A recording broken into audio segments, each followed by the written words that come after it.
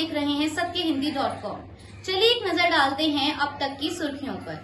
सदस्यों की बैठक बुलाई है। कांग्रेस द्वारा यह बैठक राज्यसभा और लोकसभा दोनों में बुलाई गई है और इस दौरान सभा सांसदों को काले कपड़े पहनकर आने के लिए कहा गया है।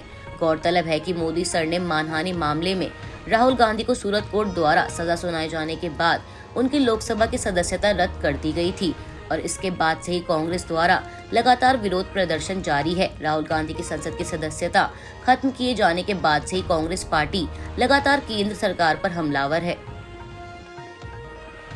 कांग्रेस नेता राहुल गांधी द्वारा हिंदुत्व विचारक वीडी सावरकर पर की गई टिप्पणियों के विरोध में भाजपा और उसकी सहयोगी शिवसेना ने कल रविवार को महाराष्ट्र के कई शहरों में सावरकर गौरव यात्रा निकाली। बता दें कि यह यात्रा ठाणे, दादर और अंधेरी पश्चिम के साथ ही नासिक सहित मुंबई में भी आयोजित की गई, जिसे लेकर भाजपा विधायक अमित सतम ने अंधेरी पश्चिम इलाके में सावरकर गौरव यात्रा को मिले स्वागत को लेकर एक ट्वीट कर राहुल गांधी को टैग करते हुए उन पर तंज कसते हुए लिखा कि मुसलमान भाइयों ने आज अंधेरी पश्चिम में सावरकर गौरव यात्रा का स्वागत किया। वीर सावरकर जाति, पंथ या धर्म के बावजूद पूजनीय हैं। राहुल गांधी, क्या आप इसे समझते हैं? गौरतलब है कि राहुल गांधी की मेरा नाम सावरकर नहीं है, मेरा नाम गांधी है और गांधी किसी से माफी नहीं मांगते। इस टिप्पणी पर भाजपा ने तीखी प्रतिक्रिया देते हुए यह गौरव यात्रा निकाली है। बिहार के नवादा में रविवार को केंद्रीय गृह मंत्री अमित शाह ने एक जनसभा को संबोधित करते हुए कहा कि जनता के बीच जाएंगे और महागठबंधन की सरकार को उखाड़ फेंकेंगे। उन्होंने कहा कि नीतीश बाबू प्रधानमंत्री बनने से रहे, क्योंकि देश की जनता ने तय किया है कि तीसरी बार भी नरेंद्र मोदी ही प्रधानमंत्री बनने वाले हैं। अब नीतीश बाबू को वापस ना लाया जाए, यही जनता का मन है। उन्होंने कहा कि लोकसभा चुनाव के बाद यह सरकार अपने वजन से गिरने वाली है और अब कमल की सरकार बनने वाली है। उन्होंने लोगों से कहा कि 40 में से 40 सीटें दीजिए, दंगा करने वालों को उल्टा लटकाकर सीधा कर देंगे।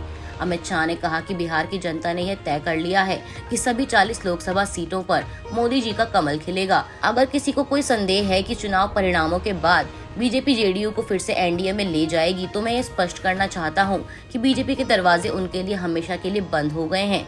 वहीं अमित शाह की रैली के बाद जेडीयू ने भी एक प्रेस कॉन्फ्रेंस कर पलटवार करते हुए कहा कि ये विकास का फर्जीवाड़ा करने वाले लोग हैं।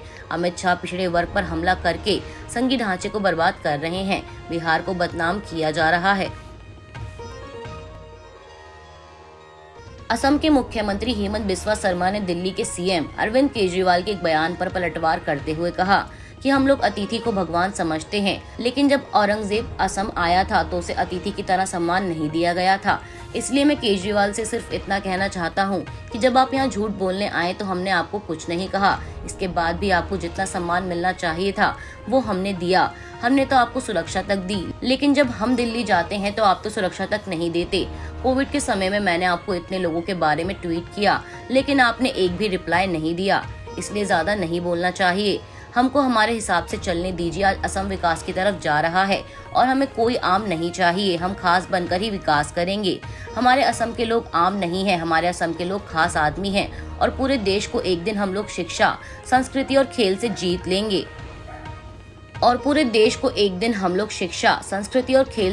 लेंगे। यही मेरी तमन्ना है। सीएम शर्मा ने आगे कहा कि केजरीवाल में हिम्मत ही नहीं है कि वो मेरे ऊपर वही आरोप यहाँ आकर लगा सकें जो उन्होंने दिल्ली विधानसभा में लगाए थे।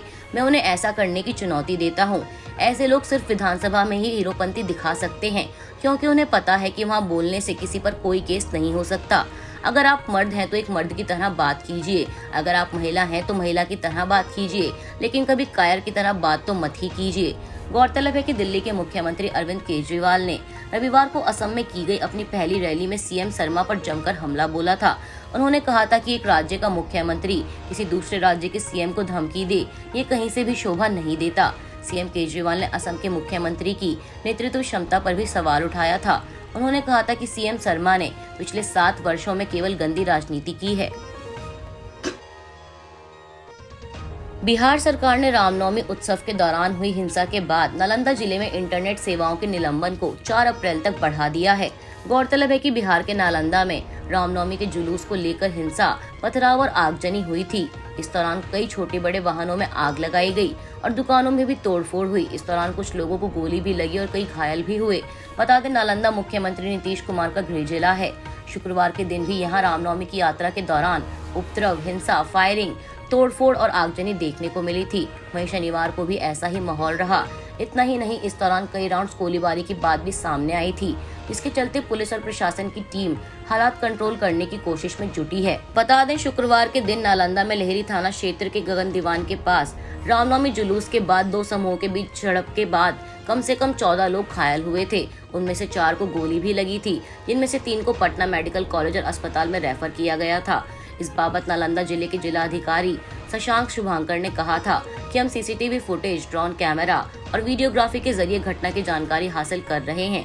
सबूतों के आधार पर बदमाशों की पहचान की जाएगी, उन्हें बख्शा नहीं जाएगा, दोषियों पर कड़ी कार्रवाई की जाएगी।